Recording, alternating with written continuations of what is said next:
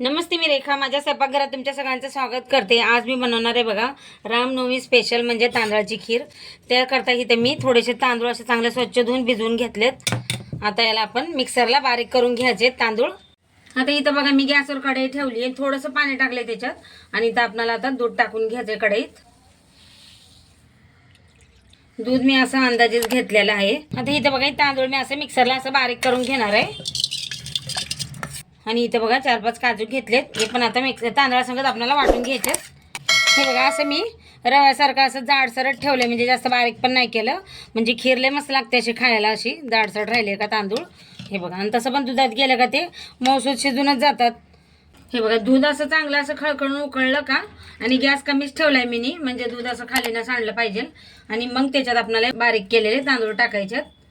आता हे दूध गरम झाले, चांगलं उकळी आली याला, आणि इथं बारीक करून घेतलेला आता हे तांदूळ पण मी ह्याच्यामध्ये टाकून आता हे चांगले आपल्याला शिजवून घ्यायचे. आता इथे मिक्सरच्या भांड्यामध्ये मी थोडंसं असं पाणी टाकून याला थोडंसं टाकणार आहे. ह्याच्यात थोडंसं पाणी टाकून बघा, थोडंसं असं पाणी टाकलं ह्याच्यात, आणि सगळे तांदूळ आहेत का हे सगळं आपल्याला काढून मग ह्याच्यात टाकायचे दुधामध्ये. बघा आता थोडंसं पाणी टाकलंय, जास्त नाही. चांगलं आता आपल्याला हे मऊसूत शिजवून घ्यायचं आहे. बघा हे वाटून घेतलेले तांदूळ पण म्हणजे मस्त अशी रबडीसारखी खीर बनवून तयार होते आणि लय भारी पण लागते खायला. तेव्हा चांगलं शिजवून घेऊ आपण. ते बघा मस्त असे मऊसूत तांदूळ पण शिजतात बघा. अजून थोडंसं आपल्याला खीर अशी घट्ट करून घ्यायची आहे. एकदम मस्त असं जसं जसं दूध असं घट्ट होत राहतं तसं तसं रबडीसारखी खीर बनवून तयार होते.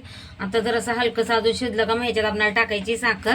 हे बघा किती मस्त बनवून तयार झाली खीर, एकदम अशी मऊसूद. त्याच्यात टाकायची बघा साखर, आणि साखर आपल्याला जितकी आवडेल तेवढंच टाका. म्हणजे कसं ना, खीरमध्ये तांदळाच्या साखर कमीच टाकलेली चांगली लागते खीर. साखर मी कमीच टाकलेली आहे, तुम्हाला किती गोड लागतं तसं साखर टाकू शकता. त्याच्यात टाकणारे इलायची पावडर, त्याच्यात टाकणारे बघा थोडेसे ड्रायफ्रूट घेतलेत, मनुके, बदाम आणि थोडेसे पिस्ता घेतलेत. आता ड्रायफ्रूट टाकल्याच्या नंतर आपण ही चांगली खीर कमी गॅस करून शिजवून घेऊ. हे बघा मस्त बनवून तयार झाली अशी खीर, एकदम घट्ट बनते बघा.